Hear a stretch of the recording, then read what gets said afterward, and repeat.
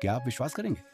एक ऐसा राजा था जिसके नाम से दुश्मन कांपते थे, लेकिन वही राजा एक दिन तलवार छोड़कर अहिंसा का मार्ग चुन लेता है।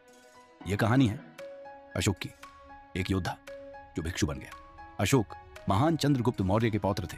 वे सत्ता तक पहुंचने के लिए निर्दयी संघर्षों से गुजरे। इतिहास में उन्हें चंड अशोक भी कहा गया, क्योंकि वे कठोर और आक्रामक शासक थे। उनका लक्ष्य था पूरे भारत को अपने अधीन करना। फिर आया कलिंग का युद्ध। यह युद्ध इतना भयानक था कि हजारों सैनिक मारे गए, लाखों लोग घायल हुए।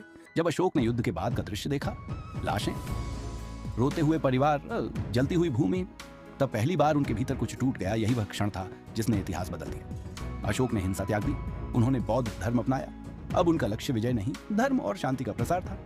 उन्होंने पूरे साम्राज्य में अधम्यम के स्तंभ स्थापित कराए। उनके शिलालेख आज भी हमें उनके परिवर्तन की कहानी सुनाते हैं। अशोक ने बौद्ध धर्म को भारत से बाहर श्रीलंका और एशिया के अन्य क्षेत्रों तक पहुंचाया। वे इतिहास के पहले शासकों में से थे जिन्होंने नैतिक शासन की बात की।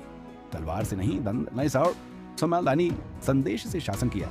अशोक हमें सिखाते हैं कि असली शक्ति विजय में नहीं, परिवर्तन में है।